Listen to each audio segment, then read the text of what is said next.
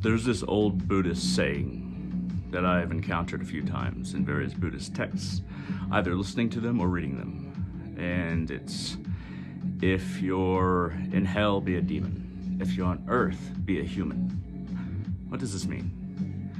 So, there are many interpretations of this, but what it means to me, and in various interpretations that I've gotten the gist of, is that, if you're in a particular place, if you are a particular being, then be the best version of that. Be the epitome of whatever you are, whoever you are, and to the fullest of your capability. If you're in hell and you're a demon, how can you not just be a demon? But if you're on earth, if you are of this earth, on this earth, and you're listening to this, you're probably human, at least to understand it. Human beings, this is the same old song and dance I've been through before, at least this part. Earth and all the animal species here, all the life on Earth is working to produce an aspect of itself that can understand it from an external vantage point to understand it more fully, but then unify that understanding with experience, actualization. The reason Earth has been producing us, has worked so hard to produce a sentient species, is that in order to truly understand it, you can't just be guided by instinct. You can't just be guided by that which helps you survive. There has to be choice. You have to be able to look at things from a position that is not purely predicated on survival, instinct, trying to continue one's existence.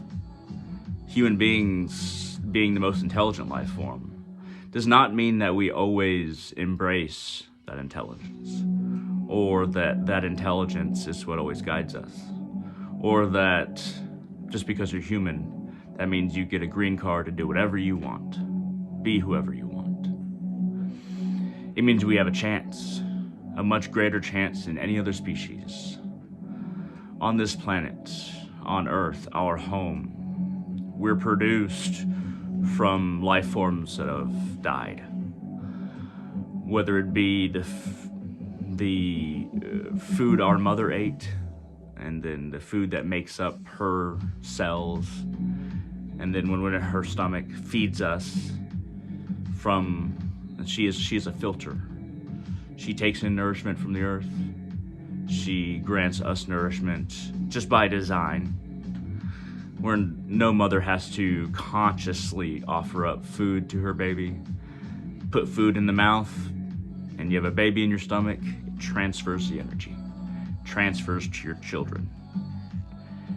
Every human being, Mother Earth is set up in a way, and we are of her in a way that makes us very much earth beings, earthbound beings. Yet we can view Earth, yet we can view animals, yet we can view our own instinctual urges from a position that is exterior from pure survival instinct. Because we can do that, that means that we don't have to be driven by animal nature. We don't have to be driven by survival. Society is something that we view ourselves as better than other animals or plants because we have it. But so much of society is predicated on cruel assumptions. I'm not saying that it can be other right now. I'm not saying it's right or wrong. I'm not saying that I'm going to give you a format for how society should operate. I'm not saying any of those things. What I am saying is, think of the common everyday cruelties that make up your assumptions. I think of them often. And I constantly have to revise my thinking and reassess all the time, every day, many times. Some things that we might assume, like, everybody has to look out for themselves and their family to a certain extent, and not give to those less fortunate, because how is my family going to be fortunate? Or how is my family going to survive? How am I going to survive? How am I going to reach a level of enjoyment of life, but also of comfort, if I look out for anybody else but myself, my family, my friends, perhaps? Maybe you can even extend it to a town, a city, a nation. But how many of us extend it that far? How many of us draw our circle so big that it encompasses more than ourselves, our family, and friends? Or beyond our town, our city, or our nation? How many people draw their circle around the entire earth from which we gain this possibility of experience, this possibility of being human? How many of us draw our circle around all the life that it takes to allow human beings to be human beings, to live, to grow, to understand? How many ancestors are we standing on the backs of? And how often do we assume that we did everything ourselves without any help, or without any outside aid, or that day to day we should pay less taxes because the government doesn't do as much as it requires from us? I don't know, but these are questions to ask. And the everyday cruelties, like if you see somebody that's homeless on the street, you might feel sorry for them if you're a good person, but then be like, that's the way it is. That's the way this world is. And that's something about Nietzsche that a lot of people misunderstand. Nietzsche, he's considered the masculine philosopher, the one who very much imagined that the world is a place of might makes right. A lot of people misunderstand Nietzsche. Most, at least my interpretation and a few others' interpretation of Nietzsche, is that he wasn't saying that this is the right way, that things should be this way, but that's how they are. I'm not sure he was completely right. Pretty sure that he wasn't completely right. But his assessment was that this is how things are, and this is what is coming. This idea of supremacy of a race, a nation, a culture. And that this supremacy would perpetuate itself in the minds of those who subscribe to it, and those who subscribe to it will be the ones who are on top, will be the elite, whether it be culture, race. There's only one human race. There's only one human race. It's a very nationalistic term at this point. The idea of race didn't really come around until nations really became a thing, and then it became intertwined with nationality and ethnicity, when it is most certainly not nationality nor ethnicity. Race is the human race. We gather resources. We are a handful of dirt grasped by the spirit that fills our being and the soul that watches behind it all. And our minds, our consciousness, we can see echoes of animal nature in what, desire to have sex, desire to eat, how much we think about sex, how much we think about eating, how much we think about safety, security, comfort, even. It's very strange because as human beings, we think that the thoughts and words and our understanding makes us better, when really so much of it is just echoes of survival. Touching deep within and finding that which is beyond survival and making that foundational to how you think, very hard step. It's what it means to, if you're on Earth, be a human. The state of things and the state of ourselves are two completely different things. We can control the state of ourselves, our reactions, our thoughts. Perhaps you have to do a number of things to survive in whatever situation you find yourself, or to help your family survive, or to live a comfortable life. To have a buffer zone of security between you and hunger, or you and not being secure in your domicile or home, not being able to pay rent, not being able to pay bills. We like a buffer zone. When a society is founded on the extent of that buffer zone and glorifies how big that buffer is for wealth in mercantile societies and capitalistic societies, but in most societies as well, no society is beyond wanting this buffer zone. If you have money, that buffer zone is bigger. If that buffer zone is bigger, we feel more secure. Oblivion, death, pain, that buffer zone separates us from that for a time. But what we take beyond is the only thing that we can take. Our soul, the state of ourselves that we cultivated this or that way for our entire lives. And you know, it's not duality, it's not either good or bad. There's a whole lot of in between. Karma has a big buffer zone. Now that I think about it, now that I decide to mention it. Karma has a big buffer zone, and karma just means action. In the West, it's very much misunderstood, but the usual way that people understand karma is the way that I'm talking about. Karma has a big buffer zone. It's very hard to become a virus or to go to hell in your next life. You have to be incredibly bad. You got all these different levels of animals and plants to be before you have to have a whole lot of bad in order to get that kind of life.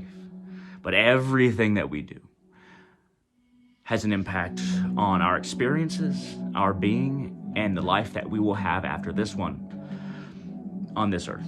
The next life, afterlife, also affects that, but affects the reincarnation as well.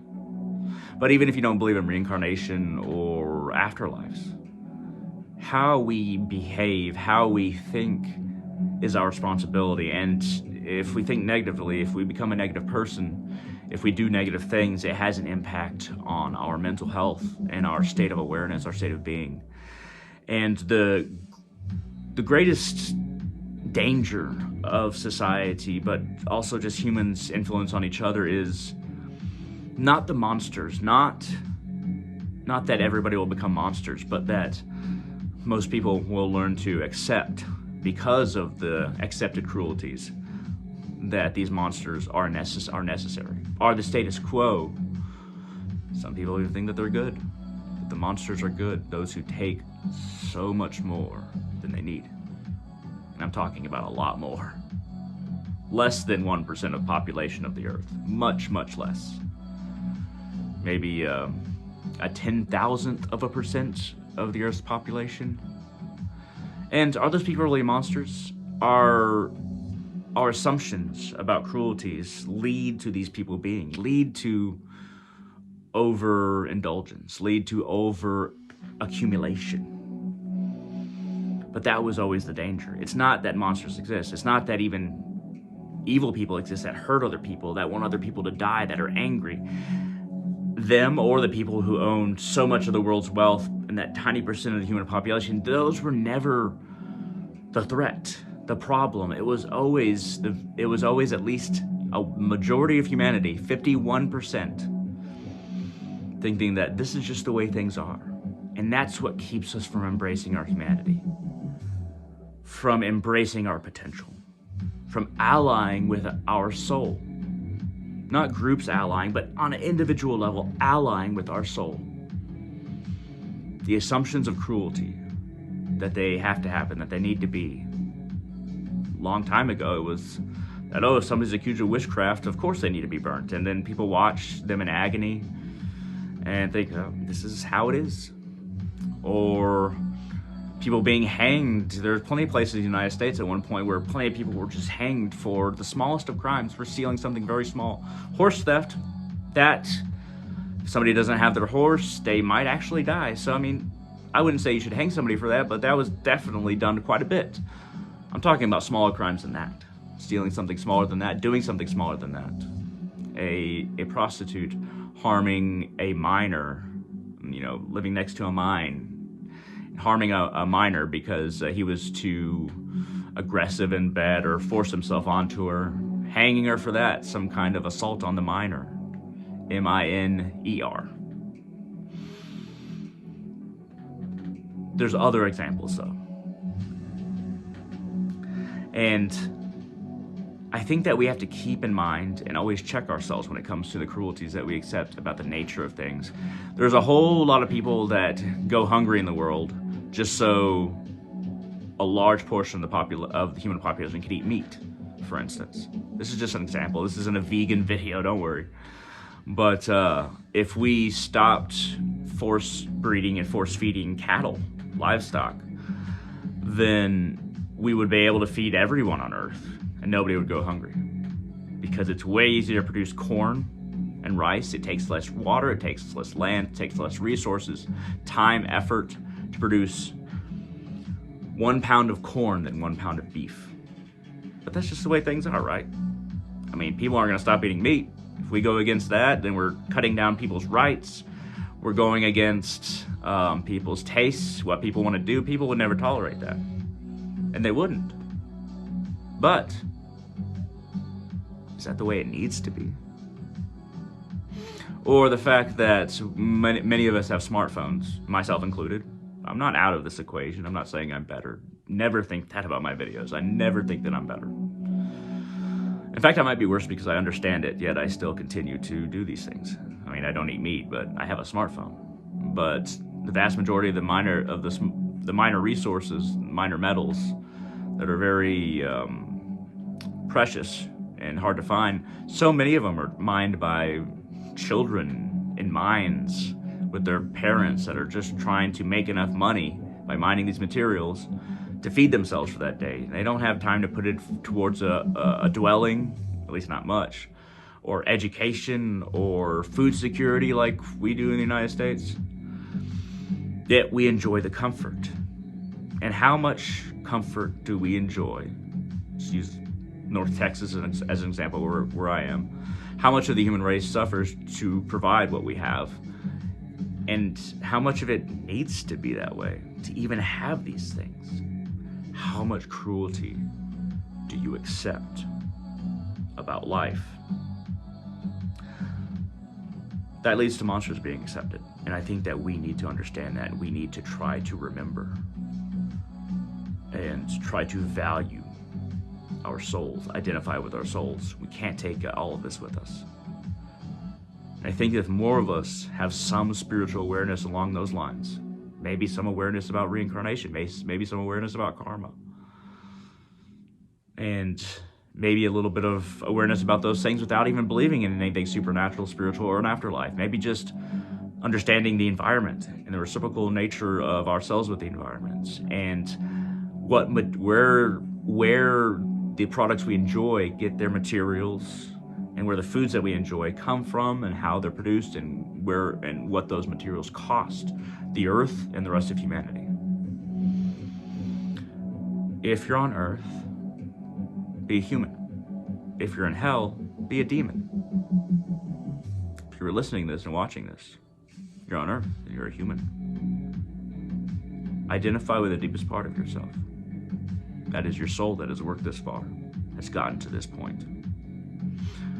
You do all of your ancestors and all the former lives that you lived a justice by thinking about this more and identifying with that deepest part of yourself more. And in the end, we're still in an ascending age. In the end, more and more people will identify with their soul and start to realize things. Soul identification comes first. Once again, I'll say, well, I was about to say like a broken clock, but this is more like a bell that won't stop. Whatever analogy you want. If you're in hell, be a demon. If you're on Earth, be a human. Thank you very much for watching, and I hope all of you have a wonderful day.